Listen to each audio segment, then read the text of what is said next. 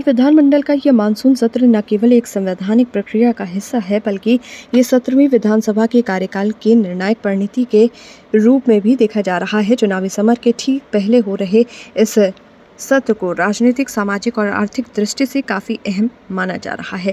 5 दिवसीय इस सत्र में जितना जोर विधायी कार्यों पर है, उतना ही राजनीतिक दांवपेच पर भी, क्योंकि यह सत्र सभी दलों के लिए अपनी नीतियों और प्राथमिकताओं को अंतिम बार जनता के सामने पेश करने का मंच बन गया है।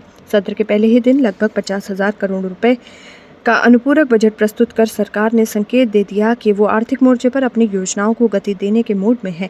ऐसे समय जब राज्य की वित्तीय स्थिति और रोजगार परिदृश्य सवालों के घेरे में है, ये बजट लोक लुभावन भी है और प्रशासनिक अनिवार्यता भी। ये सरकार की उस रणनीति का हिस्सा है जिसमें चुनाव से पहले जन आकांक्षाओं को योजनाओं में रूपांतरित कर एक ठोस राजनीतिक संदेश देना है।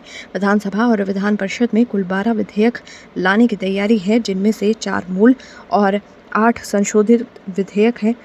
विधेयकों की प्रकृति को देखें तो ये स्पष्ट है कि सरकार युवाओं, कामगारों, शहरी निकायों और भूमि व्यवस्था जैसे संवेदनशील मुद्दों पर सुधारवादी रुख अपना रही है। जननायक कर्पूरी ठाकुर कौशल विश्वविद्यालय विधेयक 2025 न केवल एक संस्थान की स्थापना की घोषणा है, बल्कि ये उस व्यापक दृष्टि का भी परिचायक है जिसके तहत मुख्यमंत्री नीतीश कुमार ने राज्य के 1 करोड़ युवाओं को रोजगार देने की बात कही थी। ये कदम राजनीतिक रूप से भी अहम है, क्योंकि ये राज्य में पहली बार कौशल विश्वविद्यालय की स्थापना का मार्ग प्रशस्त करेगा और नीतीश सरकार की रोजगार नीति को एक मूर्त रूप देने का माध्यम बनेगा। वहीं गीग इकोनॉमी के तहत काम कर रहे युवाओं जैसे स्विगी, जोमेटो, डिलीवरी बॉय आदि के लिए सेवा शर्तों का निर्धारण कर सरकार ने ये संदेश देने की कोशिश की है कि वो अनौपचारिक और असंगठित क्षेत्र के श्रमिकों को भी संरक्षित और संरचित करना चाहती है।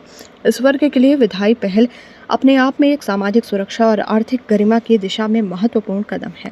नगर निकायों से जुड़े विधेयक विशेष रूप से महत्वपूर्ण हैं, क्योंकि पिछले वर्ष निकाय अधिकारों में कटौती को लेकर जनप्रतिनिधियों में असंतोष स्पष्ट दिखा था। अब जब सरकार अधिकार बढ़ाने की बात कर रही है, तो ये न केवल प्रशासनिक सामंजस्य की कोशिश है, बल्कि चुनावी नाराजगी को शांत करने का भी एक उपाय है। ये संकेत स्पष्ट है कि सरकार अब विकेंद्रीकरण को केवल भाषण नहीं, विधान के माध्यम से क्रियान्वित करना चाहती है। भूमि सुधार और सर्वेक्षण जैसे विधेयकों की दिशा में बदलाव एक लंबे समय से प्रतीक्षित सुधार है। विशेष भूमि सर्वेक्षण विधेयक में अपील के लिए प्रमंडलीय स्तर पर प्राधिकरण का प्रावधान ये सुनिश्चित करेगा कि आम आदमी को न्याय पाने का एक और अवसर मिले। कृषि भूमि के उपयोग में लचीलापन और शहरी सर्वेक्षण का विस्तार राज्य के विकास मॉडल को अधिक व्यवहारिक बनाएगा। नियमावली के जरिए जमीन दर तय करने का प्रावधान पारदर्शिता और त्वरित निर्णय की दिशा में सार्थक पहल हो सकते हैं, बशर्ते ये ईमानदारी और तकनीकी दक्षता के साथ लागू किया जाए। विपक्ष इस सत्र में मतदाता सत्यापन और विधि व्यवस्था जैसे मुद्दों को लेकर सरकार को घेरने की तैयारी में है। ये स्वाभाविक भी है, क्योंकि इन दिनों विषयों में आम जनता की चिंताएं गहरी हैं। एक ओर पहचान और मतदाता सूची की पारदर्शिता, दूसरी ओर राज्य में बढ़ते अपराध और कानून व्यवस्था की गिरती स्थिति। हालांकि सत्ता पक्ष भी पूरी तैयारी के साथ उतर रहा है और उसने विकास, रोजगार, प्रशासनिक सुधार तथा सामाजिक सुरक्षा जैसे मुद्दों को सामने रखकर विपक्ष के हमलों का जवाब देने की रणनीति बना ली है।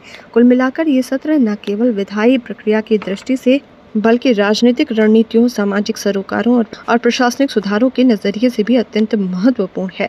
ये वो क्षण है जब सरकार को अपने कार्यकाल की उपलब्धियों को सहेज कर प्रस्तुत करना है और विपक्ष को अपने आरोपों को तथ्यों के साथ सामने रखना है। ये सत्र एक ओर जहां नीतीश मॉडल के मूल्यांकन का क्षण है, वहीं दूसरी ओर बिहार की राजनीति में आगामी दिशा तय करने वाला मंच भी।